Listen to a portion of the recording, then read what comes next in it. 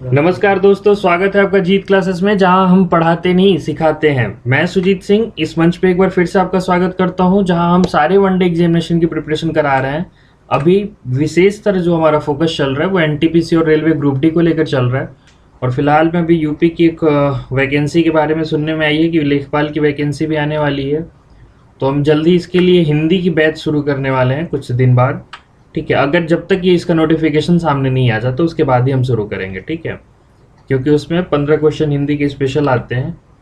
खैर, आगे की बात करें तो इस सीरीज में हम एक बार फिर से प्रैक्टिस बेस्ड क्वेश्चन लाए हैं आपके लिए, जिसमें प्रैक्टिस करिए क्वेश्चन के हिसाब से, ताकि आपका क्वेश्चन ही नहीं बल्कि आपका टॉपिक भी तैयार हो। चलिए तो बढ़ते हैं आज सेट नंबर 9 में। और इसका पहला क्वेश्चन ये है कि पिच ब्लेड यानी पिच ब्लेड किसका अयस्क है। देखिए, अयस्क मैंने बताया था कि अयस्क से क्या होता है, अयस्क से मिनरल एक्सट्रैक्ट किए जाते हैं या एलिमेंट निकाले जाते हैं। तो पूछ रहा है कि पिच ब्लेंड से क्या निकाला जाता है, मतलब कौन से एलिमेंट का एक्सट्रैक्शन होता है। तो देखिए, पिच ब्लेंड से यूरेनियम का एक्सट्रैक्शन किया जाता है। ठीक है, यानी यूरेनियम का अयस्क क्या हो गया, पिच ब्लेंड हो गया। ठीक है, ये रहा आपका ये पिच ब्लेंड का इमेज। इससे क्या होता है, यूरेनियम का एक्सट्रैक्शन किया जाता है। ठीक है, याद रखिएगा। तो लेड का आपका होता है गैलेना, यानी लेड किससे निकाला जाता है, किस अयस्क से, तो गैलेना नामक अयस्क से लेड का एक्सट्रैक्शन किया जाता है। एल्युमिनियम का आपको कितनी बार पढ़ा चुका हूं कि एल्युमिनियम का जो अयस्क है वो बॉक्साइट है। और आज एक और जान लीजिए, क्रायोलाइट। ये दोनों एल्युमिनियम के अयस्क होते हैं, और होते हैं। क्लियर, एल्युमिनियम का बॉक्साइट तो होता ही है, क्रायोलाइट भी याद रखिएगा। यूरेनियम का बता दिया पिच ब्लेंड। मरकरी का होता है सिनेबर। ये बहुत इंपॉर्टेंट चारों एलिमेंट हो जाते हैं। लेड का आपका गैलेना, एल्युमिनियम आपका हो गया बॉक्साइट और क्रायोलाइट, यूरेनियम का हो गया आपका पिच ब्लेंड, मरकरी का हो गया आपका सिनेबर। ठीक है, चलिए बढ़ते हैं अगले क्वेश्चन की तरफ।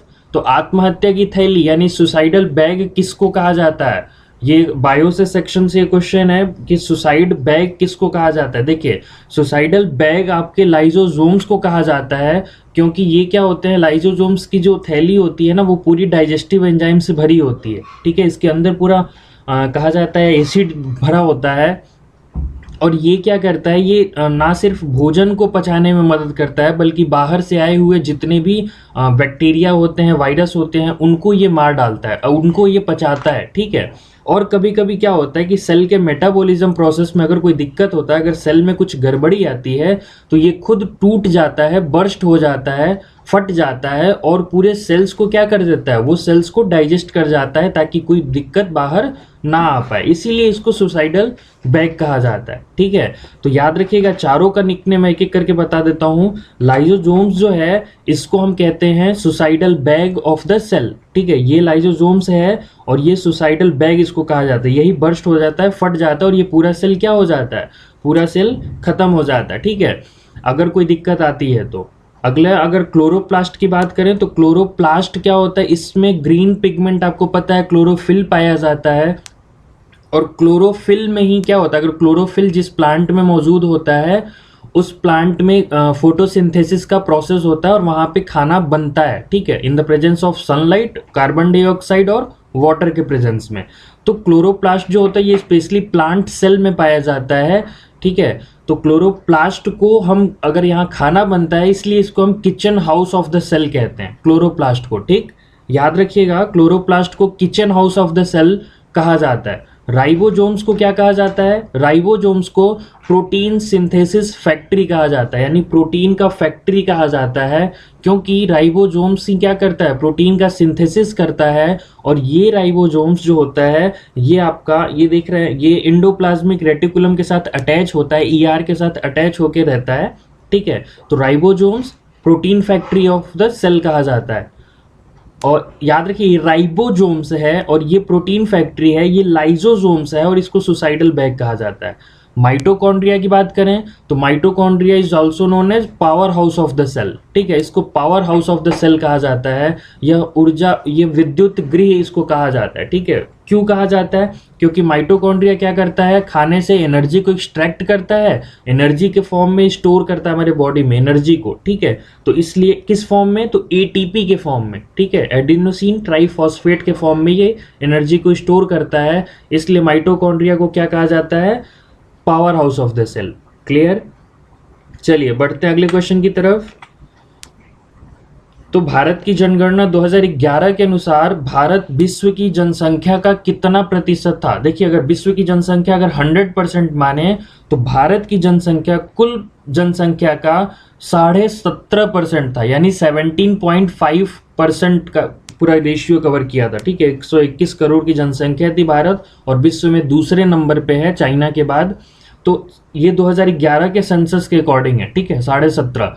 और अगर 31.20 की बात करें तो ये है आपका कुल 100% में भारत में कितने प्रतिशत लोग नगरीय जनसंख्या में रहते हैं, यानी नगरीय में रहते हैं। हमारी नगरीय जनसंख्या कितनी है?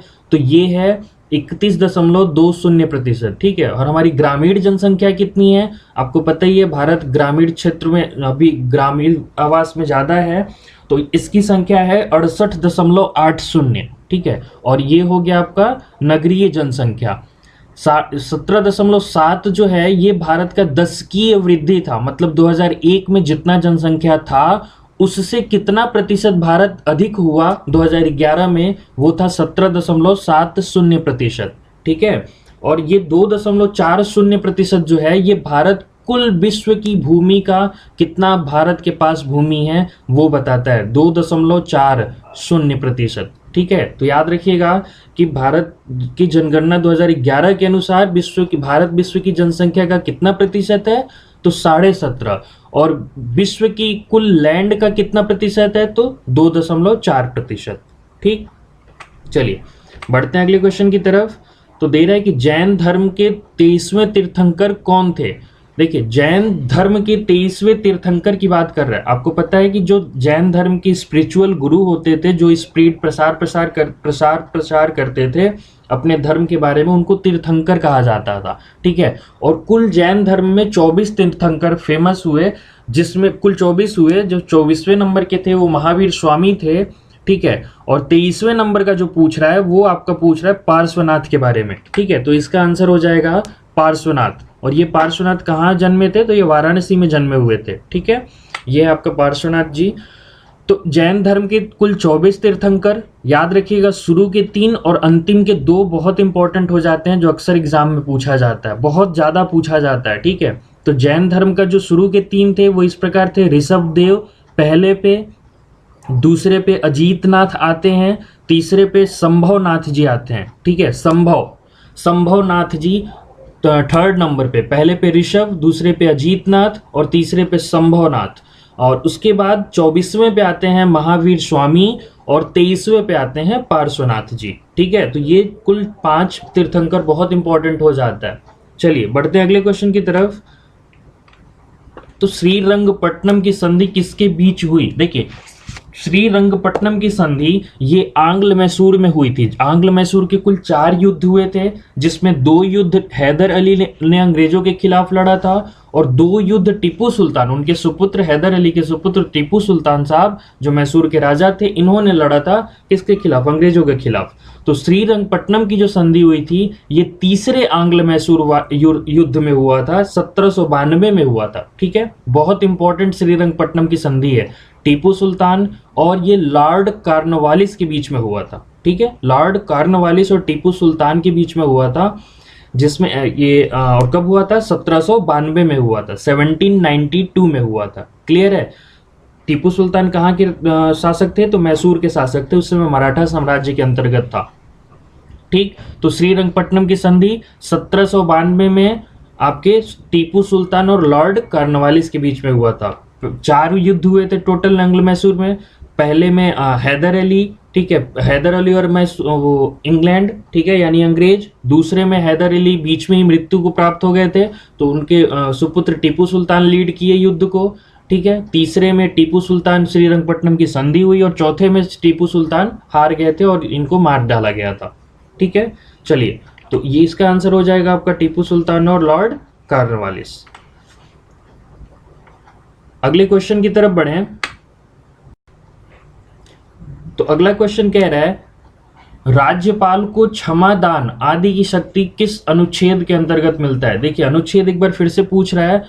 पॉलिटी सेक्शन से, तो राज्यपाल को जो क्षमा दान की शक्ति है वो अनुच्छेद 161 के तहत मिलता है। 161 के तहत राज्यपाल किसी भी सजा को कम कर सकता है एक्सेप्ट मृत्युदंड। ठीक है, मृत्युदंड को कम करने की जो शक्ति है वो सिर्फ और सिर्फ राष्ट्रपति को मिलता है अंडर आर्टिकल 72 में। ये राष्ट्रपति की शक्ति है कि वो किसी भी आपको क्या कहते हैं, जो आपको सजा हुई होती है उसको कम कर सकता है, या उसकी प्रकृति के स्वरूप को चेंज कर सकता है, या पूरी तरीके से माफ कर सकते हैं। ये आर्टिकल 72 में राष्ट्रपति का है, और जबकि 161 में राज्यपाल को शक्ति दी गई है। 123 आर्टिकल ये ऑर्डिनेंस जारी करने का अधिकार राष्ट्रपति को देता है, यानी अध्यादेश जब सेशन में नहीं होता संसद, ठीक है, तो उस समय अगर राष्ट्रपति जो होता है वो ऑर्डिनेंस जारी कर सकता है, यानी आपका अध्यादेश जारी कर सकता है। वो किसके अकॉर्डिंग? तो 123 123 के अंतर्गत राष्ट्रपति जारी करता है, जबकि इस 2 को पहले कर दीजिए, इस 2 को पहले अगर करेंगे तो ये बन जाएगा 213, और ये करता है गवर्नर। ठीक है, गवर्नर भी अध्यादेश जारी कर सकता है अंडर आर्टिकल 213। ठीक है, तो ये आपका हो गया अनुच्छेद 72 राष्ट्रपति क्षमादान करने की शक्ति, 161 राज्यपाल को क्षमादान करने की शक्ति, 123 अध्यादेश जारी करने की शक्ति राष्ट्रपति को, और 213 अध्यादेश जारी करने की शक्ति राज्यपाल को। ठीक है, चलिए अगले क्वेश्चन की तरफ बढ़े। बलवंत राय मेहता समिति ने कितने स्तरीय पंचायत राज व्यवस्था की बात की थी? देखिए, बलवंत राय मेहता जी ने कुल 3 स्तरीय की बात की थी, 3 स्तरीय पंचायती राज व्यवस्था की बात की थी, जिसमें इन्होंने कहा था कि जिला स्तर पर जिला परिषद हो, और प्रखंड स्तर पर पंचायत समिति हो, और ग्राम स्तर पर आपका ग्राम पंचायत हो। इन 3 बातों का उन्होंने बात किया था, जिसमें उन्होंने कहा था कि लोकतांत्रिक विकेंद्रीकरण होना चाहिए। ठीक है, ताकि क्या हो, देश का अधिक से अधिक उत्थान हो सके, प्रोग्रेस हो सके। अगर हम शक्ति की बंटवारा कर देंगे तो निचले वाले भी अच्छे काम करेंगे, और जिससे क्या होगा, हमारी पहुंच नीचे तक के लोगों तक पहुंचेगी, और वहां से भी डेवलपमेंट हो सकेगा। तो इसलिए इन्होंने क्या किया था, 3 स्तरीय पंचायत समिति की बात की थी। 2 स्तरीय की बात अशोक मेहता समिति ने 1977 में किया था। ठीक है, 2 स्तरीय की, और 4 स्तरीय की बात GVK राव समिति ने 1985 में किया था।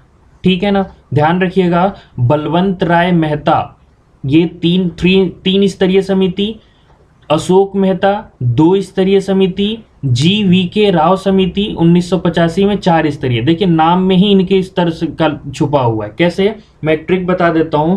देखिए, बलवंत राय मेहता कुल 3 शब्द हैं, तो इन्होंने 3 स्तरीय समिति की बात की थी। अशोक मेहता कुल 2 शब्द हैं, तो इन्होंने 2 स्तरीय समिति की बात की थी। और GVK राव 4 शब्द हैं इनके नाम में, तो इन्होंने 4 पंचायत स्तरीय पंचायती राज व्यवस्था की बात की थी। ठीक है, LM सिंघवी साहब ने आर्थिक रूप से ग्राम पंचायत को मजबूत बनाने की बात की थी, हालांकि उनका स्वीकार नहीं किया गया था, बाद में स्वीकार किया गया।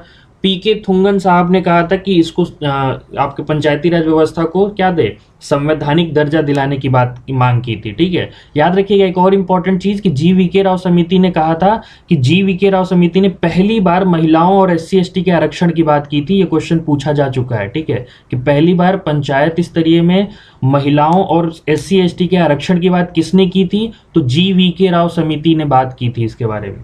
क्लियर? चलिए बढ़ते हैं अगले क्वेश्चन की तरफ।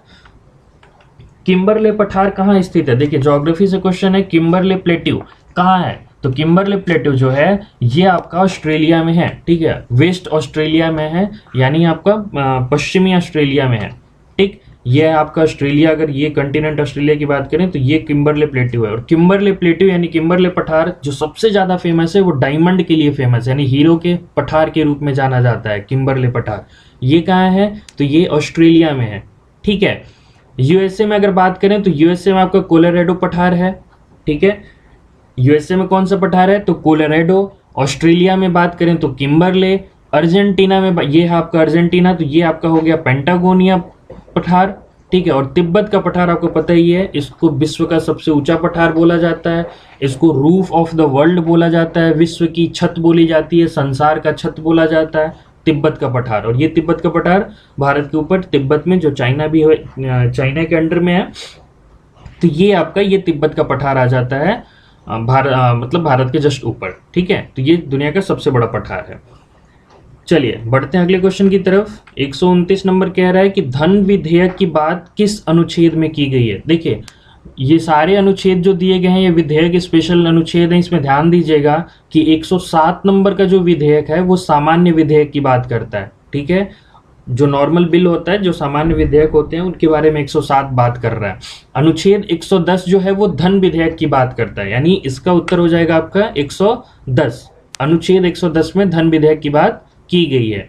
112 में आपका जो नॉर्मल आम बोलचाल की भाषा में जिसको हम बजट कहते हैं उसकी बात 112 अनुच्छेद में की गई है। ध्यान रखिएगा बजट शब्द का इस्तेमाल पूरे संविधान में नहीं है, ठीक है। बजट शब्द के जगह इसमें वार्षिक वित्तीय विवरण यानी एनुअल फाइनेंस स्टेटमेंट की बात की गई है 112 में, ठीक है। जो पेश होता है ना हर साल वो, ठीक है, बजट पेश किया जाता है वो, उसकी बात 112 में की गई है, ठीक है। 117 में फाइनेंशियल बिल की बात की गई यानी वित्त विधेयक की बात की गई है। तो एक बार फिर से देखिए 107 में साधारण विधेयक, 110 में धन विधेयक, 112 में आपका बजट की बात यानी वित्तीय वार्षिक वित्तीय विवरण की बात की गई है, और 117 में फाइनेंशियल बिल की बात की गई यानी वित्त विधेयक की बात करी गई है।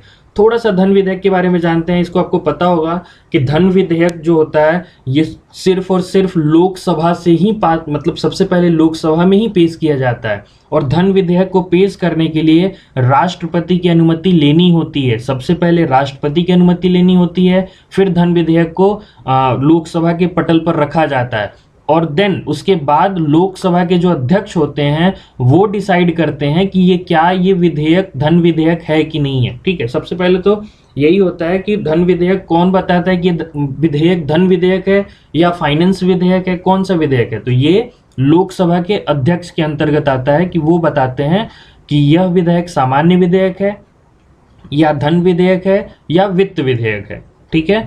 तो ये आर्टिकल 110 के तहत किस धन विधेयक की बात की गई है, ठीक है। चलिए अगले क्वेश्चन की तरफ बढ़े। हरित क्रांति के जनक किसको कहा जाता है। देखिए ग्रीन रिवॉल्यूशन, ठीक है, ग्रीन रिवॉल्यूशन का जनक किसको कहा जाता है। अब दोनों ऑप्शन दे रखा है, ठीक है। तो इसमें विश्व की बात कर रहा है, तो देखिए विश्व की बात करेगा तो इसका आंसर हो जाएगा आपका नॉर्मन बोरलॉग की बात हो जाएगी। ये मेक्सिको के साइंटिस्ट थे, ठीक है। ये नॉर्मन बोरलॉग को हरित क्रांति का जनक माना जाता है, ठीक है। और अगर भारत में बोला जाए कि भारत में हरित क्रांति के जनक कौन थे, तो भारत में हरित क्रांति के जनक MS स्वामीनाथन साहब थे, ठीक है। ये आपके भारत के हो जाएंगे। ये हैं आपके नॉर्मन बोरलॉग जो मेक्सिको के हैं, और ये हैं आपके MS स्वामीनाथन जो भारत के हरित क्रांति के जनक माने जाते हैं इनको, ठीक है। उसके बाद देखिए डॉक्टर APJ अब्दुल कलाम की बात कर रहा है। APJ अब्दुल कलाम ने द्वितीय हरित क्रांति पर जोर दिया था कि आप दूसरी बार हरित क्रांति लाइए। 1966 में पहली बार MS स्वामीनाथन साहब ने हमारे भारत में हरित क्रांति को उठाया था, मतलब ये भारत में लागू हुआ था।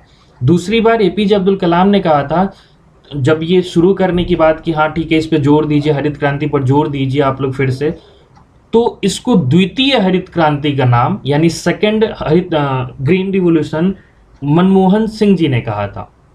ये चारों ऑप्शन एक बार फिर से देख लीजिए कि नॉर्मन बोरलॉग जो थे वो हरित क्रांति के जनक विश्व में माने जाते हैं। MS स्वामीनाथन जी थे ये भारत में विश्व हरित क्रांति के जनक माने जाते हैं।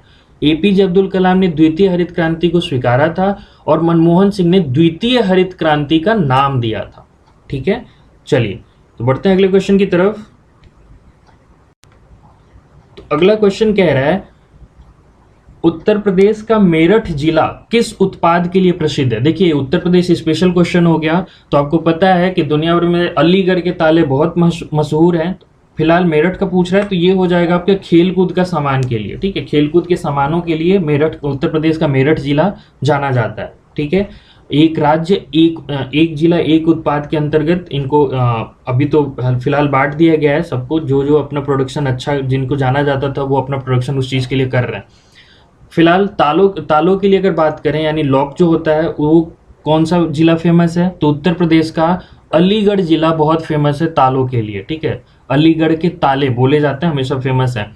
कांच की चूड़ियों के लिए तो ये फिरोजाबाद बहुत फेमस है, फिरोजाबाद कांच की चूड़ियों के लिए। तालों के लिए अलीगढ़, खेल कूद के सामानों के लिए आपका हो गया मेरठ जिला, और उत्तर प्रदेश का ही मुरादाबाद जिला है जो पीतल के बर्तन के लिए फेमस है। ठीक है, तो ये 4 ऑप्शन याद रखिएगा। अक्सर मैच द फॉलोइंग में पूछ लेता है उत्तर प्रदेश किसी स्पेशल एग्जाम में कि तालों के लिए अलीगढ़, कांच की चूड़ियों के लिए फिरोजाबाद, खेल कूद के सामानों के लिए मेरठ और पीतल के बर्तन के लिए मुरादाबाद। ठीक है, चलिए अगले क्वेश्चन की तरफ बढ़े। तो केबुल लामजाओ वन्य जीव अभ्यारण्य कहाँ स्थित है? देखिए, केबुल लामजाओ जो नेशनल आपका वाइल्ड लाइफ सेंचुरी पूछ रहा है, ये कहाँ है? नेशनल पार्क ये है आपका मणिपुर में। ठीक है, बहुत इंपॉर्टेंट है और बहुत ज्यादा अट्रैक्टिव है। ये क्यों इतना ज्यादा अट्रैक्टिव है केबुल लामजाओ? क्योंकि ये आपका जो दिख रहा है ना, ये पूरा ये पहला फ्लोटिंग नेशनल पार्क है। ठीक है, मतलब तैरता हुआ उद्यान है ये कहाँ तैर रहा है? ये लोकटक झील में तैर रहा है। ठीक है, तो लोकटक झील जो है वो याद रखिएगा मणिपुर में है, और मणिपुर में ही केबुल लामजाओ वन्य जीव अभ्यारण्य है जो आपको ये दिखाई दे रहा है। ठीक है, ये तैरता हुआ है, विश्व का पहला तैरता हुआ राष्ट्रीय उद्यान है ये वन्य जीव अभ्यारण्य, जो भी कह लीजिए। तो ये मणिपुर में है। ठीक है, और ये जो आपका ये लेक है, ये कौन सा लेक है? तो ये है लोकटक झील है, लोकटक लेक है। ठीक है, आगे की बात करें अगर केरल की, तो केरल में आपका अगर वन्य जीव की बात अभ्यारण्य की बात करें तो केरल में पेरियार। ठीक है, और वहाँ का जो लेक है यानी झील जो फेमस है वो बेम्बनाथ झील। ठीक है, केरल में बेम्बनाथ झील फेमस है। अरुणाचल प्रदेश की बात करें तो अरुणाचल प्रदेश में नामदफा वन्य जीव अभ्यारण्य और संगेस्तर जो है वो वहाँ की झील है जो बहुत फेमस है अरुणाचल प्रदेश की। अब दोनों की बात कर रहे हैं हम। मणिपुर में बात किया हमने केबुल लामजाओ वन्य जीव अभ्यारण्य और झील लोकटक झील। केरल में बात किया हमने पेरियार वन्य जीव अभ्यारण्य और बेम्बनाथ झील। अरुणाचल प्रदेश में नामदफा वन्य जीव अभ्यारण्य और झील में संगेस्तर झील। जम्मू कश्मीर में आपका दाची ग्राम वन्य जीव अभ्यारण्य फेमस है। साथ ही साथ इसकी वुलर झील तो आपको पता ही है, भारत में सबसे बड़ा मीठे पानी का झील है, तो ये फेमस है आपका जम्मू कश्मीर में। चलिए तो बढ़ते हैं अगले क्वेश्चन की तरफ। याद रखिएगा इसमें कि केबुल लामजाओ झील जो है वो तैरता हुआ ये है। ठीक है, सॉरी, केबुल लामजाओ वन्य जीव अभ्यारण्य जो है वो तैरता हुआ है। ठीक है, लोकटक झील पर। ये कहाँ है? तो मणिपुर में। बढ़ते हैं अगले क्वेश्चन की तरफ। तो निम्न में दर्द निवारक दवा है।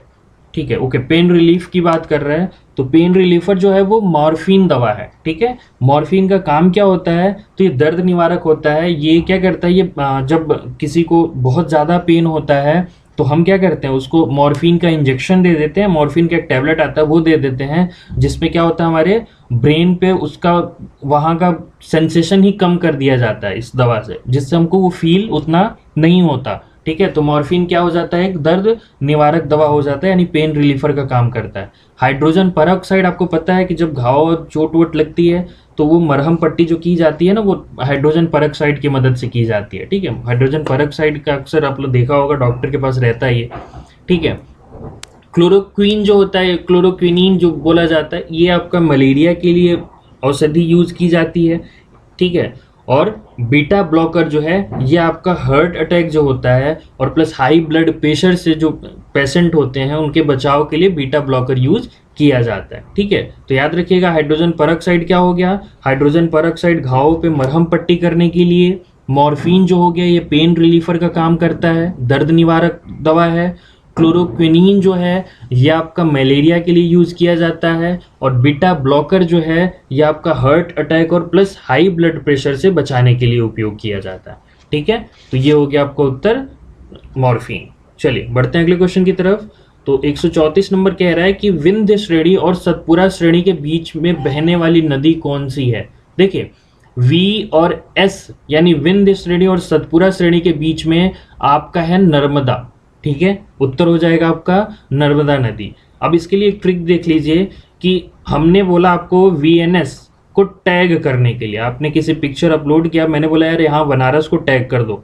ठीक है, तो आपने बोला नहीं हम नहीं करेंगे। ठीक, जो भी कह लो, तो बनारस को आपको टैग करना है, तो VNS को आपको टैग करना है। अब इससे क्या निकल जाएगा कि V से विंध्य श्रेणी हो जाएगी, N से नर्मदा नदी हो जाएगा। जो ब्लू प्रिंटेड है वो आपका नदी हो जाएगा, और जो ब्राउन प्रिंटेड है वो आपका श्रेणी हो जाएगा, हिल्स हो जाएगा। वी से विंध्य हो जाएगा, एन से नर्मदा, एस से सतपुड़ा, यानी नर्मदा जो है वो विंध्य और सतपुड़ा के बीच में बहती है। सतपुड़ा और अजंता के बीच में ताप्ती नदी बहती है, यहां से क्लियर हो जाएगा, और अजंता के बगल से गोदावरी। तो ये आपका हो जाएगा ताप्ती किसके किसके बीच में, तो सतपुड़ा और अजंता के बीच में ताप्ती नदी। कावेरी नदी मैंने बताया था दक्षिण भारत की गंगा कही जाती है, कावेरी नदी ये तमिलनाडु राज्य में बहती है। और माही नदी जो है ये मध्य प्रदेश से निकल के गुजरात राजस्थान होते हुए बहती है। और माही नदी का एक बहुत एग्जाम्पल, बहुत खास चीज है कि ये भारत में जो ट्रॉपिक ऑफ कैंसर है यानी कर्क रेखा है उसको ये 2 बार काटती है। ठीक है, याद रखिएगा, ये भी क्वेश्चन आता है माही नदी से कि कर्क रेखा को 2 बार काटने वाली भारत की वो कौन सी नदी है, तो वो है माही नदी। ठीक है, ताप्ती हो गया आपका सतपुड़ा और अजंता के बीच में, नर्मदा हो गया विंध्य और सतपुड़ा के बीच में, कावेरी आपकी दक्षिण भारत की गंगा तमिलनाडु में। ठीक है, चलिए बढ़ते हैं अगले क्वेश्चन की तरफ। तो 135 नंबर कह रहा है कि वेल्ड कहाँ का घास का मैदान है। देखिए वेल्ड पूछ रहा है, तो देखिए घास का मैदान जो होता है वो 2 तरीके का मैदान होता है, एक तो या तो गर्मी वाले प्रदेश में होता है या तो हल्की गर्मी वाले में, यानी जो गर्म वाले प्रदेश ट्रॉपिकल रीजन में होता है उसको उष्णकटिबंधीय घास का मैदान बोला जाता है, और जो हल्की गर्मी वाली होती है वो टेम्परेट जोन यानी शीतोष्ण कटिबंधीय घास का मैदान बोला जाता है। ठीक है, तो अब ये जो है ये सारे उत्तरी अमेरिका के, अर्जेंटीना, ऑस्ट्रेलिया और दक्षिण अफ्रीका के, ये सारे आपके टेम्परेट ग्रासलैंड यानी शीतोष्ण कटिबंधीय घास मैदान की बात कर रहा है। तो एक एक करके देख लेते हैं कि वेल्ड कहाँ है, तो वेल्ड है आपका दक्षिण अफ्रीका। ठीक है, वेल्ड कहाँ है आपका दक्षिण अफ्रीका में। उत्तरी अमेरिका में बात करें, नॉर्थ अमेरिका प्रेरीज के नाम से जाना जाता है यहाँ का घास का मैदान, प्रेरीज के नाम से। अर्जेंटीना जो आपका कहाँ है, अर्जेंटीना आपका नीचे है ना। ठीक है, तो अर्जेंटीना दक्षिण वाले इलाके में है, मतलब नॉर्थ अमेरिका साउथ अमेरिका के दक्षिण वाले भाग में। तो अर्जेंटीना में आपका हो गया पंपास, ऑस्ट्रेलिया में हो गया डाउन्स। ठीक है, उत्तरी अमेरिका पेरीज, और अर्जेंटीना हो गया पंपास, ऑस्ट्रेलिया हो गया डाउन्स, और दक्षिण अफ्रीका हो गया आपका वेल्ड। क्लियर, तो ये आपका आंसर याद रखिएगा। तो ये रहा आज का 15 क्वेश्चन। थोड़ा सा हमने इसको जल्दी जल्दी पुट ऑफ किया क्योंकि हमारे पास कुछ कंप्लेन आ रही थी कि सर ज़्यादा ही डिस्क्राइब हो जाता है, तो हम इसको शॉर्ट में थोड़ा कर दिए हैं। अब अगर कुछ आपको इसमें भी कोई अगर दिक्कत होगा तो प्लीज़ हमारे सेक्शन में कमेंट करिए और बताइए कि क्या और सुधार किया जा सकता है और क्या नहीं। ठीक है, अगर आपको जो अच्छा लगता है आप इसको प्लीज़ कमेंट करिए, हमें बताइए। ठीक है, तो चलिए आज का सेशन ही खत्म होता है। जीत क्लासेस विद सुजीत सिंह देखते रहिए, जहां हम पढ़ाते नहीं सिखाते हैं। अगर आपको ये वीडियो अच्छा लगे तो इस वीडियो को लाइक करिए, इस पर कमेंट करिए अपने आपके जो भी राय हो, और तो और अगर आप नए हैं तो प्लीज़ हमारे चैनल को सब्सक्राइब करिए, और अगर आप पुराने हैं तो प्लीज़ अपने दोस्तों के पास शेयर करिए, व्हाट्सएप के माध्यम से, फेसबुक के माध्यम से या इंस्टा के माध्यम से। ठीक है, ताकि ये ज़्यादा से ज़्यादा वीडियो हमारा शेयर हो सके और हमें अपनी चीज़ें पता चल सके। ठीक है, फिर मिलते हैं अगले सेशन में, तब तक के लिए थैंक यू, नमस्ते।